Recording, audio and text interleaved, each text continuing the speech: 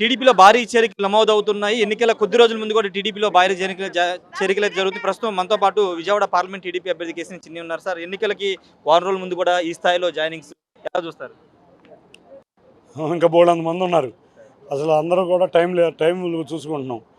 భారీ జాయినింగ్లు అందరూ కూడా రాష్ట్రం బాగుండాలి, చంద్రబాబు నాయుడు గారు ముఖ్యమంత్రి రావాలి, మన పిల్లల భవిష్యత్తు బాగుండాలని ఎన్నో సంవత్సరాల నుంచి ఎదురెదురు పార్టీలో ఉన్నాళ్ళు కూడా వాళ్ళందరూ తెలుగుదేశంలోకి భారీగా జాయిన్ అయ్యి రాష్ట్ర భవిష్యత్తు కోసం వాళ్ళు అందరికీ కూడా ఆహ్వానిస్తున్నాం. తప్పకుండా రాష్ట్రం బాగుండాలని కోరుకునే వాళ్ళందరికీ తెలుగుదేశం కుటుంబ సభ్యుల కింద మేము చేర్చుకుంటాం.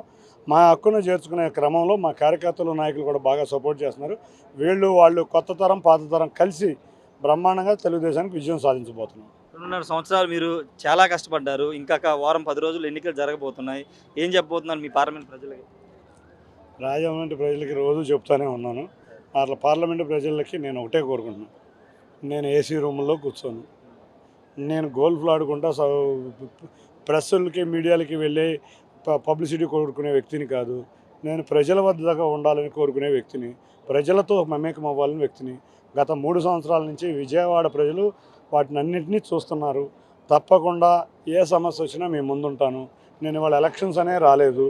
నేను ఒకటే గుర్తుంచుకోండి, గత 3 సంవత్సరాల నుంచి ఏ పదవి లేకపోయినా నా సంక్షేమ కార్యక్రమాలు, నా సేవా కార్యక్రమాలతో నేను ముందుకు వెళ్తున్నాను. విజయవాడ ప్రజలందరూ గమనించారు ఎవరు ఎటువంటి వారు. విజయవాడ పార్లమెంట్ నియోజకవర్గంలో 262 నియోజకవర్గాలు తిరిగిన ఏకైక ఎంపీ నేనే అని గొప్పగా చెప్పుకుంటా.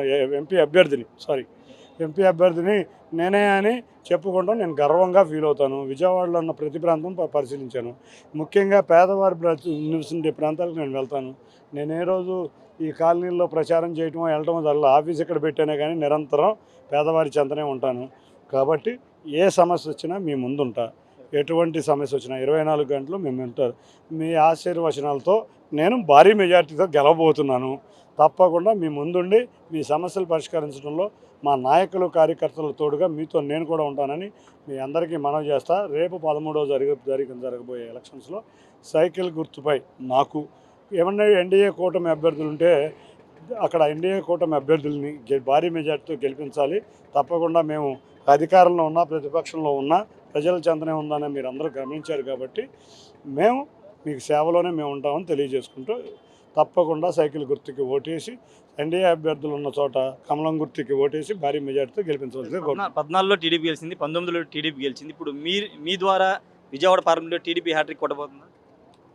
తప్పకుండా హ్యాట్రికే కాదు, మరొక్కసారి ఇక్కడ వైకాపా అనే పార్టీ మళ్ళీ లేకుండా చేసే విధంగా మేము ముందుకు చూసుకుంటా ప్రజల సమస్యలు పరిష్కరించుకుంటూ ముందుకు వెళ్తూ ఉంటాం.